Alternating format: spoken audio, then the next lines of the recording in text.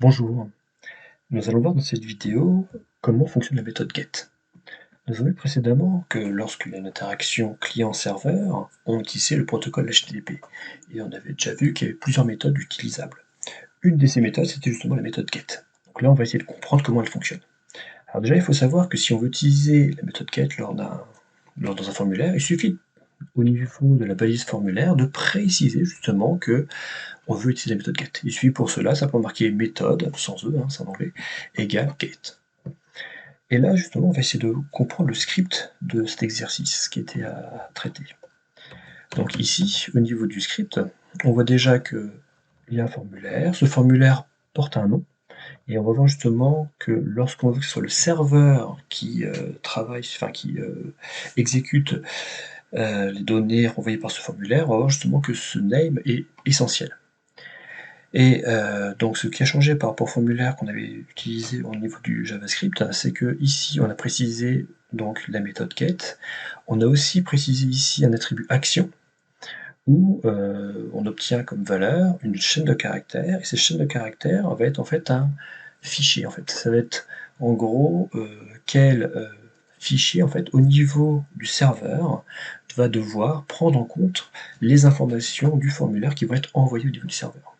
Donc ça, c'est un élément qui a été modifié par rapport aussi euh, au niveau du script que vous avez déjà utilisé au niveau du JavaScript. Il y a donc ce name là qui a été utilisé, et en même temps, à la fin, il y a, la nouveauté, c'est aussi ce bouton en fait, ce bouton avec de type submit.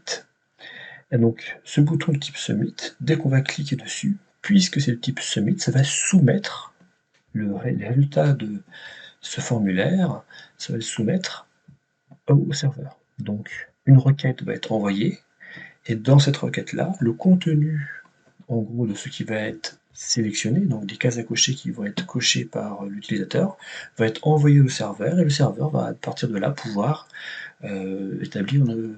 créer une page web, en fait ici dans ce cas-là, parce que c'est ça en fait le langage PHP, qui va être renvoyé au niveau du client.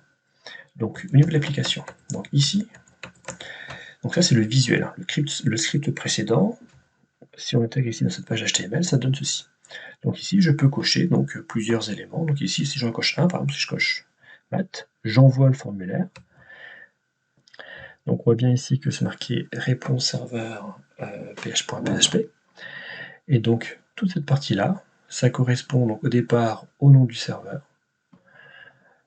Et après, ça correspond, donc là c'est au niveau de l'adresse URL, hein, donc ça correspond à l'adresse du serveur, l'adresse symbolique. Puis après, c'est justement où se trouve la ressource. Donc nous, on veut communiquer avec la ressource réponse underscore serveur.php. On voit ensuite qu'il y a un symbole point d'interrogation, et qu'après ce symbole point d'interrogation, il y a m égale math. Et donc ça, on va expliquer ça un petit peu après. Ce qu'on voit aussi ici, c'est que il y a une petite phrase, donc ici une page web, alors très basique, hein, où le contenu on dit justement que je décide de garder maths l'année prochaine. Donc si je reviens en arrière, je peux voir aussi qu'est-ce qui se passe si je sélectionne justement deux éléments à cocher, deux cases à cocher. Et donc on voit que au niveau de l'URL, les choses ont changé en fait. Il y a toujours le point d'interrogation, mais cette fois-ci justement, j'ai en plus cette partie-là, n égale n ici.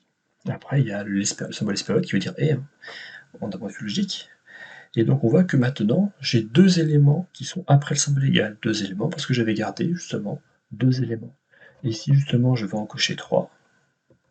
Donc je reviens en arrière, je refais envoyer le message. Donc ici, j'ai bien justement comme visuel que 3 éléments ont été envoyés.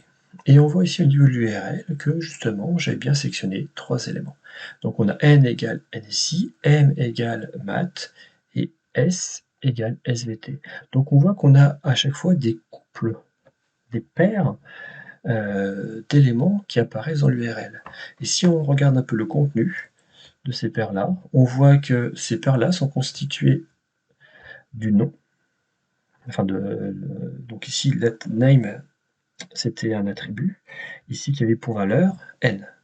Donc pour savoir ce qui va avoir été sélectionné, on va envoyer au niveau de la méthode get déjà le nom des éléments qui ont été sélectionnés.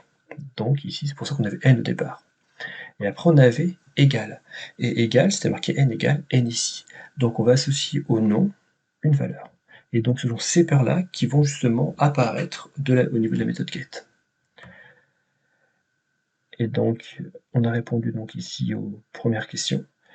Et pourquoi justement on a dû mettre une valeur au niveau de l'attribut name différent pour chaque élément? C'est qu'en gros le name au niveau du serveur va jouer le rôle de l'ID. Lorsqu'on avait travaillé au niveau du JavaScript, et plus généralement qu'on fait une page web statique aussi, hein, si on veut justement identifier précisément un élément, il faut donner un ID particulier. On ne peut pas avoir deux ID identiques dans une même page web. Et là, pour name, c'est la même chose. Si je veux justement pouvoir différencier chaque case à cocher, il va falloir justement que je donne un nom différent à chacune de ces cases-là. D'où la nécessité d'avoir un name ayant une valeur différente pour chaque case à cocher. Et donc, ce qu'il y a à retenir au niveau de cette méthode get, c'est que dès qu'on a un bouton de type submit, qu'on appuie dessus, enfin que l'utilisateur appuie dessus, hein, à ce moment-là, une requête va être envoyée au serveur.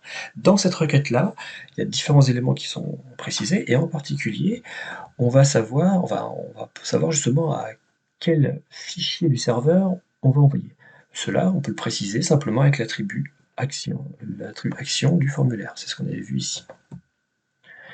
Autre chose à retenir, c'est que les données, à chaque fois, vont être envoyées, vont être visibles au niveau de l'URL. Hein. Toutes les données apparaissent justement dans l'URL. Et chaque donnée va être formée d'un couple du type nom égale valeur, où nom, c'est la valeur de l'attribut name, de l'élément input sélectionné, et valeur, c'est la valeur de l'attribut value de cet élément-là aussi.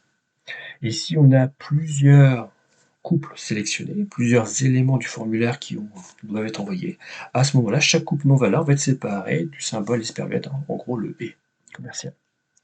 Donc voilà les éléments qui sont à retenir dans l'utilisation justement de méthode get.